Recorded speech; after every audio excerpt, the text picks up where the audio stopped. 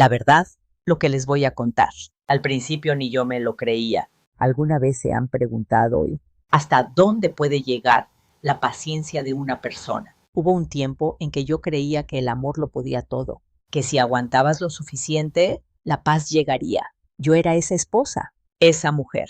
Pero esa confianza se hizo pedazos. Aquella noche, bajo la música escandalosa y las luces brillantes, el hombre que yo más amaba en el mundo se arrancó su propia máscara y me hundió en el pozo más profundo de la humillación. Pero fue justo ahí, en esa oscuridad, en ese lodo, donde por fin encontré mi propia luz. Esta historia es el recuento de esa noche, la noche en que todo se derrumbó, y todo volvió a empezar. La música a todo volumen que llenaba la enorme mansión en las lomas de Chapultepec se sentía como miles de agujas clavándose en mis oídos. Pero no era nada comparado con el dolor de mi corazón haciéndose pedazos. Ahí estaba yo, parada en medio de la lujosa sala, sintiéndome como una isla desierta. Era la fiesta del tercer aniversario de la empresa de mi esposo,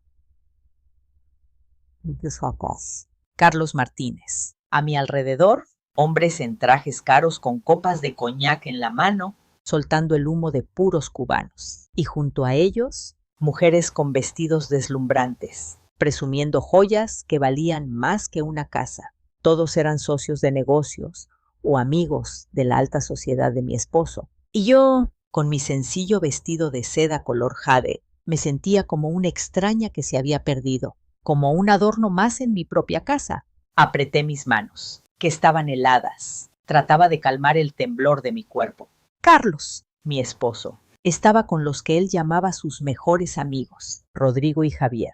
Los tres ya estaban rojos por el alcohol, riendo y gritando a carcajadas. Yo nunca podía unirme a su círculo. Para mí no eran empresarios exitosos, eran una manada de lobos, que en cuanto veían a una presa débil, se lanzaban a devorarla. Especialmente la forma en que me miraban, esa mirada lasciva, de arriba a abajo, siempre me daba náuseas. A ver, de fondo, un trago por nuestro presidente. Carlos, ¿levantar una empresa así en solo 3 años? Ya eres un pez gordo.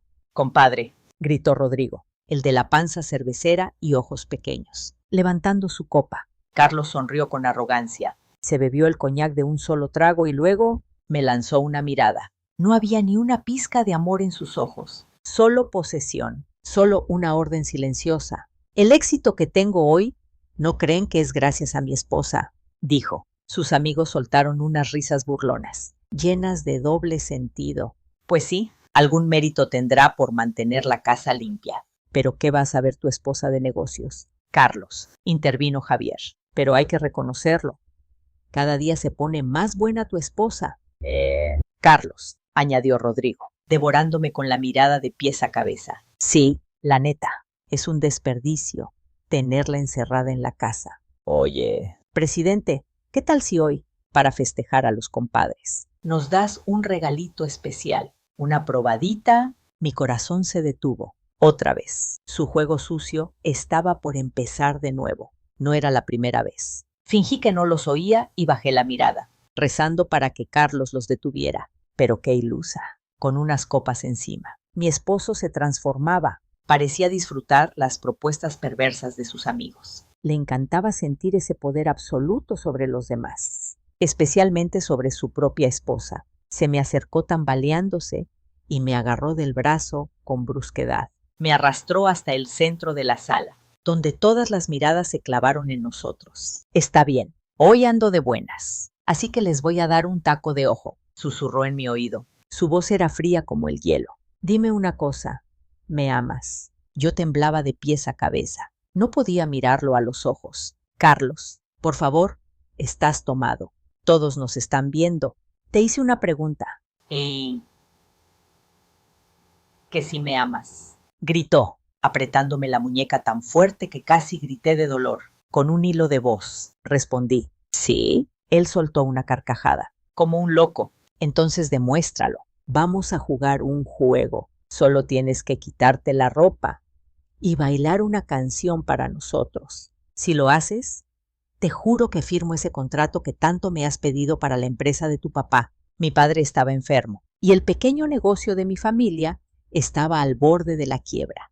Carlos lo sabía. Sabía que ese era mi punto más débil. Estaba usando la supervivencia de mi familia como moneda de cambio para su juego asqueroso. Mi cuerpo se quedó paralizado. Un zumbido llenó mis oídos. Ya no escuchaba la música, ni las risas de sus amigos. Solo oía el sonido de mi corazón rompiéndose en 1000 pedazos. Humillación. Era la humillación más espantosa que podía imaginar.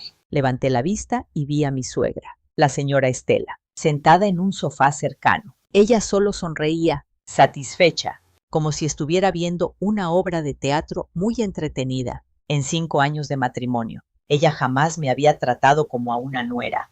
¿Qué pasó? No puedes, me retó Carlos con voz burlona. ¿O es que tu amor no vale tanto? No vale ni siquiera un miserable contrato. Cada una de sus palabras era una aguja envenenada perforando mi orgullo. Las lágrimas querían salir, pero me aguanté. Llorar y rogar solo les daría más gusto. Y ya estaba harta. Estaba harta de verdad. Durante 5 años viví como una sombra, soportando el desprecio de mi suegra y los juegos perversos de mi esposo. Creí que mi sacrificio algún día nos traería paz. Pero mi bondad y mi debilidad solo los hicieron peores, más crueles. Esa noche, él mismo cortó el último hilo de mi paciencia. Y en ese instante, todo el miedo y la resignación que había en mí desaparecieron. En su lugar, sentí una calma extraña, la calma de quien ya no tiene nada que perder. Lentamente, levanté la cara y miré a Carlos directamente a los ojos. Ya no había miedo en mi mirada, solo un vacío frío. Está bien, mi propia voz sonó desconocida. Acepto el juego. Un silencio total cayó sobre la sala. Hasta Carlos pareció sorprendido por un segundo. Seguramente esperaba que yo llorara, que le suplicara. Una sonrisa de victoria se dibujó en su rostro. Así me gusta. Esa es mi esposa. Ya no lo miré a él. Me giré para ver a toda la gente que observaba la escena sin respirar. Las miradas lujuriosas y perversas de los hombres se clavaban en mí como clavos. Respiré profundo. El ligero cardigan color crema que llevaba puesto de repente se sintió pesado como el plomo. Muy lentamente levanté mis manos y tomé los bordes del cardigan. Cada movimiento era deliberado, elegante, calmado. Las risas se habían callado. Solo se oía la música, que ahora sonaba extraña, fuera de lugar. Todos estaban esperando el momento en que mi vergüenza quedara expuesta. Con calma, me quité la prenda. El cardigan se deslizó por mis hombros y cayó al suelo. Y en ese preciso instante, todos en esa habitación, mi esposo, mi suegra y sus amigos pervertidos, se quedaron congelados. La sonrisa de victoria en el rostro de Carlos se borró. A Rodrigo se le cayó el vaso de la mano, rompiéndose en el suelo con un estruendo. Incluso la señora Estela, mi suegra, se levantó de un salto del sofá. Tenía los ojos abiertos como platos, como si no pudiera creer lo que estaba viendo. El silencio que llenó la habitación era un silencio absoluto, un silencio más aterrador que cualquier grito. Y ahora les pregunto a ustedes, ¿qué fue lo que les mostré para que todos reaccionaran con tanto horror? Y cuando esta noche termine, ¿qué nuevo capítulo estará por comenzar en mi vida? Si quieren saber la respuesta y si quieren acompañarme en este viaje para enfrentar la injusticia, suscríbanse ahora y activen las notificaciones. No se pierdan lo que viene. El ambiente era tan pesado que costaba respirar.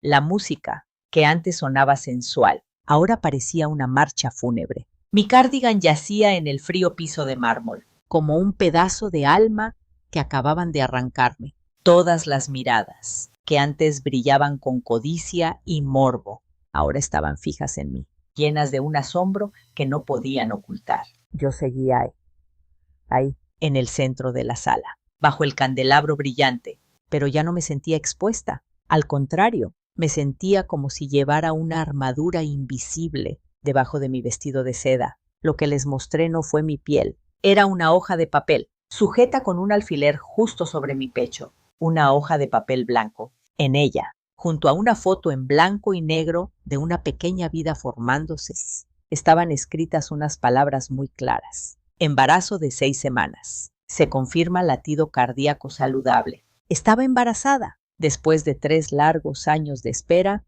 después de incontables visitas al médico a escondidas, después de que mi suegra me dijera que árbol que nace torcido, jamás su rama endereza.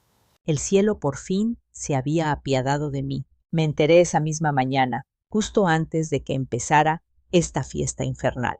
Quería darle a Carlos una sorpresa. Quería decírselo en un momento romántico, pero él lo había arruinado todo. Tú estás embarazada. La voz de Carlos temblaba. La arrogancia en sus ojos había desaparecido. Solo quedaba desconcierto. Incredulidad. Miraba la ecografía en mi pecho y luego me miraba a mí como tratando de descifrar si era una broma. En lugar de responder, esbocé una pequeña sonrisa. Una sonrisa más amarga que cualquier lágrima. ¿Qué pasa? El juego todavía no termina. ¿Aún quieres que baile para tus amigos? Mis palabras fueron ligeras como una pluma, pero rompieron el silencio como un martillo. Sus amigos, Rodrigo y Javier, estaban pálidos. Tenían la cabeza gacha, sin atreverse a mirarme. Parece que hasta su perversión tenía un límite. No se atrevían a jugarle una broma a la mujer que llevaba el hijo de su amigo. Pero mi suegra, la señora Estela, era diferente. Su asombro se convirtió en rabia en un segundo. Se levantó de golpe y se abalanzó sobre mí. Sus ojos estaban inyectados en sangre. Embarazada. ¿Embarazada de quién? ¿Con qué cuento vienes ahora a engañarnos? ¿Quién nos asegura que ese niño es de Carlos y no de otro hombre? Cada palabra que escupía era una daga en mi corazón. Incluso en un momento como este, me insultaba. Dudaba de mí. Al oír eso, Carlos reaccionó, pero en lugar de defenderme, ni siquiera refutó la calumnia de su madre. Al contrario, una sombra de duda empezó a crecer en sus ojos. Es cierto. ¿Por qué me lo dices hasta ahora? ¿Dónde has estado? ¿Con quién te has visto? Se puso del lado de su madre, interrogándome como si yo fuera una criminal. Para ellos, yo no solo era una inútil, también era una cualquiera. Todo el amor y la lealtad que les había dado por años no valían un solo peso. La tristeza dentro de mí se transformó en una furia helada. Yo había esperado que este bebé fuera un rayo de esperanza, una oportunidad para que él volviera a ser el de antes. Pero no, el bebé solo había servido para exponer su verdadera y horrible naturaleza. No lloré, no me defendí. Sabía que cualquier explicación sería inútil. Con calma, despegué la ecografía de mi vestido. La doblé con cuidado y la guardé en mi bolso. Luego me agaché, recogí el cardigan del suelo y me lo puse de nuevo, con la cabeza en alto. Todos se sorprendieron de mi actitud. Seguramente esperaban que me tirara al suelo a llorar y suplicar. Estoy cansada. Disfruten su fiesta ustedes solos, dije con una voz extrañamente tranquila. Y dándole la espalda a esa gente congelada, a ese caos de duda y vergüenza, caminé hacia las escaleras. Mientras subía cada escalón de mármol, recordé el día que pisé esta casa por primera vez. Recordé al Carlos Martínez, que era un estudiante de arquitectura. Pobre pero lleno de ambición. Nos conocimos en un pequeño café donde yo trabajaba para pagar la universidad. Él no tenía dinero ni estatus, pero tenía un corazón sincero y planos llenos de sueños. Me enamoró con ramos de flores silvestres que cortaba del camino, compartiendo un bolillo mientras soñábamos con un futuro brillante. Me dijo que amaba mi pureza, mi sencillez y mi fuerza. Prometió que trabajaría duro para darme una vida feliz. Y yo le creí, con el corazón ingenuo de una joven. Lo amé. Mis padres, gente de campo de un pueblito de Oaxaca, se opusieron. Temían que yo fuera a sufrir. Pero desobedecí y lo dejé todo para irme con él. El día que nos casamos, no teníamos nada, solo 2 pares de manos y un amor que creímos eterno. Rentamos un pequeño cuarto de azotea y empezamos el negocio. Invertí mis pocos ahorros. Incluso vendí el collar que me heredó mi mamá para ayudarlo a abrir su pequeño despacho de arquitectura. Al principio fue muy duro. Yo hacía de contadora, de recursos humanos, hasta de vendedora. Corría por toda la ciudad por él. Por las noches nos desvelábamos juntos revisando planos. Era difícil, pero éramos increíblemente felices. Y entonces su empresa empezó a tener éxito. Consiguió un proyecto grande y el dinero empezó a entrar. Nos mudamos del cuartucho de azotea a un departamento Y de ahí a esta mansión, nuestra vida cambió. Y él también cambió. Ya no era el joven sencillo de antes. Empezó a obsesionarse con las apariencias, con las relaciones sociales. Empezó a juntarse con gente como Rodrigo y Javier, gente que antes despreciaba. Cada vez llegaba más tarde a casa. Su ropa siempre olía a alcohol y a perfume de otra mujer, mi suegra, la señora Estela. Veo que Estela, que había enviudado, se vino a vivir con nosotros. Desde el principio yo no le caí bien. Decía que yo no estaba a la altura de su hijo, que era una rancherita con suerte. Cuando la empresa de Carlos despegó, su desprecio se hizo evidente. Criticaba todo de mí, mi forma de vestir, de caminar, y que no pudiera darle un nieto. Carlos, en lugar de defenderme, siempre se ponía de su lado. Mi mamá está sola. Sofía, tú solo aguanta un poco, me decía. Mi paciencia se convirtió en costumbre, y la costumbre en resignación. Me engañé a mí misma pensando que cualquier sacrificio valía la pena si mantenía la paz familiar, sin darme cuenta de que mi silencio estaba alimentando al monstruo. Al llegar al último escalón, me detuve y miré hacia abajo. La fiesta había terminado. Los invitados, incómodos, se habían ido marchando uno por uno. Ahora solo quedaba su familia, reunida, cuchicheando algo, seguramente discutiendo sobre mí, sobre el bebé en mi vientre. Ya estaban cavando una nueva trampa, una más cruel y sutil que la de esta noche. Cerré la puerta de mi habitación de un portazo. El sonido seco fue como un punto final. Quería aislarme de ese mundo de hipocresía y maldad. Me recargué en la puerta fría y me deslicé hasta el suelo. Mi cuerpo temblaba sin control. No era por el frío, era por la rabia y el dolor llevados al extremo. Todo había sido tan repentino, hace unas horas. Yo era una esposa ilusionada por darle la mejor noticia a su marido. Ahora era una mujer humillada, calumniada y juzgada por el hombre que más había amado, mi bebé.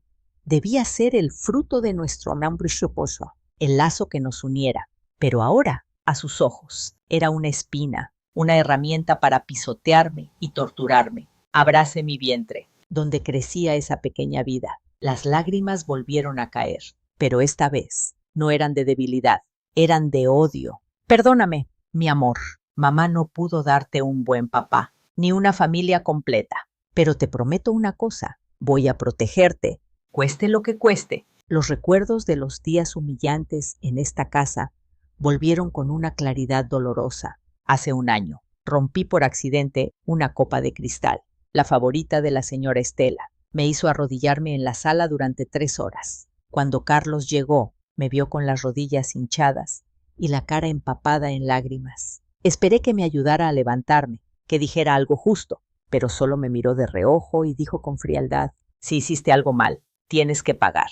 Híncate hasta que aprendas la lección. A ver si así dejas de ser tan torpe. Esa noche, cuando entré al cuarto arrastrando el cuerpo, él me exigió cumplir como esposa. Dijo que esa era su forma de perdonarme. Apreté los dientes y aguanté. Me sentí como una muñeca sin alma. También recordé mi cumpleaños, hace 6 meses. Fue el único día en años que Carlos sugirió que saliéramos a cenar. Yo estaba tan feliz que me arreglé con esmero. Esperaba que fuera un nuevo comienzo, una señal de que todavía le importaba. Pero al llegar al restaurante, descubrí que era una cena de negocios. Él se pasó toda la noche hablando de trabajo y brindando con sus socios, mientras yo estaba arrinconada en una esquina de la mesa. Cuando terminó, él estaba completamente borracho. Tuve que cargarlo yo sola hasta el coche. De regreso a casa, me equivoqué de calle y se enfureció. Me gritó las peores groserías que he oído en mi vida. Paró el coche a mitad del periférico. Me bajó a empujones y se fue. Me dejó ahí sola, en el frío de la noche. Tuve que caminar casi 5 kilómetros antes de encontrar un taxi. Cuando llegué a casa, él dormía como un tronco. A la mañana siguiente, no recordaba nada. Solo se quejó de por qué no le había quitado la ropa para dormir. Esos pedazos de dolorosos recuerdos me apuñalaban el corazón. Me recordaban mi propia estupidez, mi ceguera. ¿Cómo pude aguantar tanto tiempo? ¿Por qué me aferré a un amor que ya estaba muerto? Quizás porque estaba demasiado sola. Mis padres en Oaxaca estaban delicados de salud.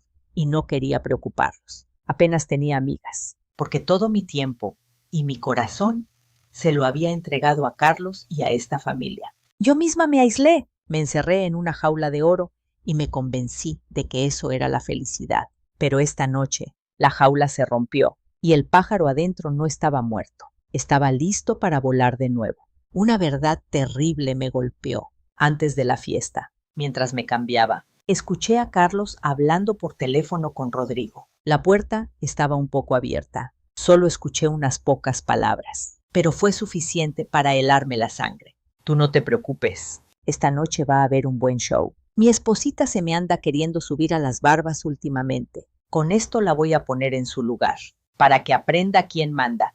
Y qué show ni qué nada. A ver, cuenta, lo de siempre. Una buena humillada en público, para que después de hoy no se atrevan ni a levantar la cara. En ese momento, no quise creerlo. Me dije que había escuchado mal, que él no podía ser tan cruel. Pero lo que pasó en la fiesta lo confirmó todo. La humillación que sufrí no fue un impulso de borracho. Fue planeada. Él lo hizo a propósito para someterme, para reafirmar su poder. Quería convertirme en un perro faldero que solo obedeciera. Su maldad no tenía límites. En eso, tocaron la puerta. Sofía, ábreme. Necesitamos hablar. Era la voz de Carlos. Calculadora, ya se le había bajado la borrachera. Respiré hondo y me sequé las lágrimas. La función aún no había terminado. Me levanté y abrí la puerta. Carlos entró, y detrás de él, la señora Estela. El rostro de Carlos no mostraba enojo, sino un cansancio y un arrepentimiento falsos. Mi suegra tenía los brazos cruzados y una expresión helada. Él intentó tomar mi mano, pero di un paso atrás. Perdóname, dijo en voz baja. Estaba muy tomado. No sé ni lo que dije ni lo que hice. Puedes perdonarme. La señora Estela tosió para interrumpir. Ya te pidió perdón. ¿Qué más quieres? No hagas tanto drama. Un hombre puede decir o hacer tonterías con unas copas de más. La esposa debe entenderlo. Miré a la madre y al hijo, uno actuando como el culpable, la otra como el juez, una obra de teatro perfecta. No dije nada, solo los miré en silencio. Mi silencio pareció poner nervioso a Carlos. Se acercó más y suplicó: Sofía, por favor, ya no te enojes. El estrés no le hace bien al bebé. Fui un idiota. Todo fue mi culpa. Te prometo que no volverá a pasar.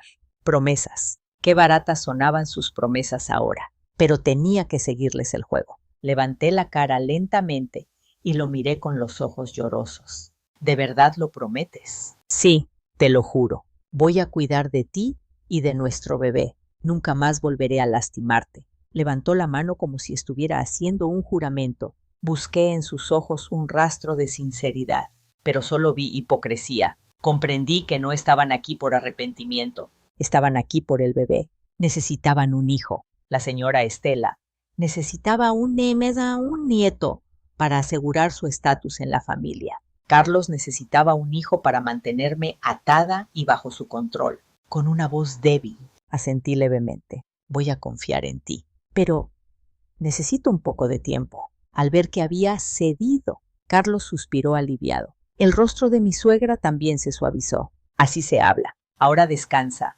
Tienes que cuidar bien a mi heredero, dijo ella. Y mientras se daba la vuelta para salir, no olvidó lanzar su última estocada.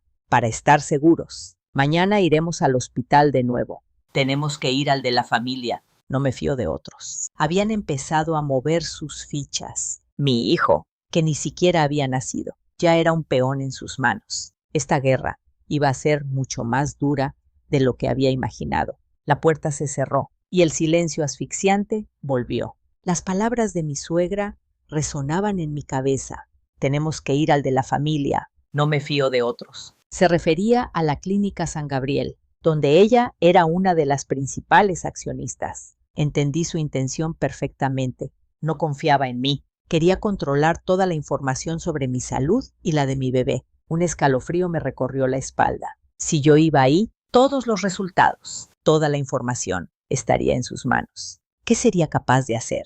Quizás distorsionar la verdad, inventar otra mentira para destruirme. No quería ni pensarlo. Yo era el pescado en la tabla de cortar, y ellos tenían los cuchillos. No podía quedarme sentada esperando. Tenía que encontrar una salida.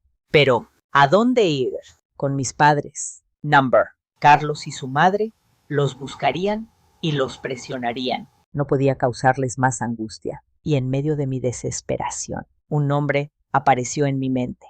Mi madrina, doña Isabel, era la mejor amiga de mi madre. Que en paz descanse. Después de que mi mamá murió, ella me cuidó como a una hija. Doña Isabel era una mujer excepcional, una empresaria legendaria, que había construido un imperio textil desde cero. Aunque ya estaba retirada, su influencia y sus contactos seguían siendo enormes. Y lo más importante, era brillante, astuta y podía leer a la gente como un libro abierto. A ella nunca le gustó Carlos. Desde el principio me lo advirtió. Ese muchacho tiene la astucia de un zorro en los ojos. Mi niña, ten mucho cuidado. Pero en ese entonces yo estaba ciega de amor y no le hice caso. Ahora, ella era la única persona que podía ayudarme. Esperé hasta la medianoche, cuando supe que Carlos y mi suegra estarían dormidos. Abrí la puerta sigilosamente y bajé las escaleras de puntitas. No me atreví a prender la luz. Me movía con el débil resplandor